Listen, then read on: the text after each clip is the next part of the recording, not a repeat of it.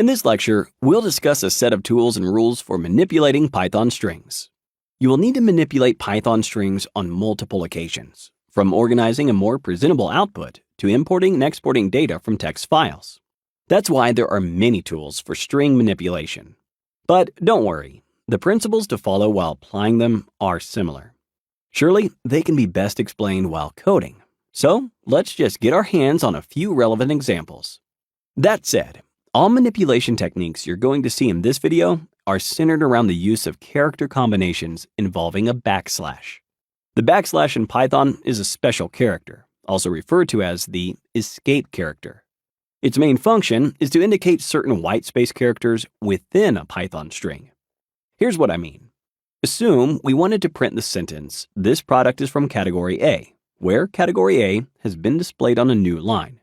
When we insert into a Python string the backslash character in a combination with a lowercase n signifies a new line. Other terms for new line are end of line or EOL, line ending, line feed, or line break. Therefore, if we write backslash lowercase n just before the word category and rerun the cell, we will obtain the desired result. Great! But please be mindful when using extra whitespace characters around it. They will not always be necessary. For instance, if we have a whitespace character between the lowercase n and the capital C for category and execute the cell again, we will obtain a similar output. The difference is that this time category A will start on a new line after that additional whitespace character. Another peculiarity of this functionality is that you're not restricted to use it a single time only.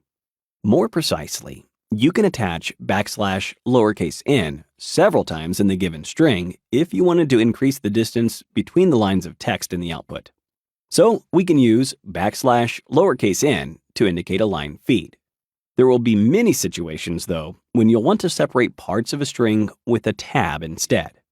In this case, the relevant character combination is backslash lowercase t. Say we'd like to combine the sentences, "This product is from category A," and "That product is from category B." We can achieve that with a plus sign. If we would like to also separate them with a tab, we need to insert backslash lowercase t just before the closing quote of the first string. See? Actually, using the plus sign is not always necessary. We could obtain an identical output if we remove the inner quotes and the plus sign. Moreover, regarding the use of tabs, please remember that you can use several tabs in the same line without a problem. Great! Another character combination you'll often encounter, particularly when working with text file names, is carriage return. Technically, carriage return is written as backslash lowercase r. What it does is shift or carry all subsequent characters to the beginning of the string. Also, and very importantly, it will replace the same number of characters at the start. A relevant example would be to print a string containing the line, "This product is from category A," and then add a carriage return with a piece of text composed of 10 characters, such as product space 0, 1. Cool! We observe that product space 0, 1 has replaced the initial 10 characters. Then we have the remainder of the text we indicated initially in the print function until the carriage return. That's why, if we add 2 more zeros to turn the product number into 0001, we can obtain a more meaningful sentence as an output. Let's try it out. Perfect! To reinforce your understanding of this material, please feel free to rewatch parts of the video if necessary.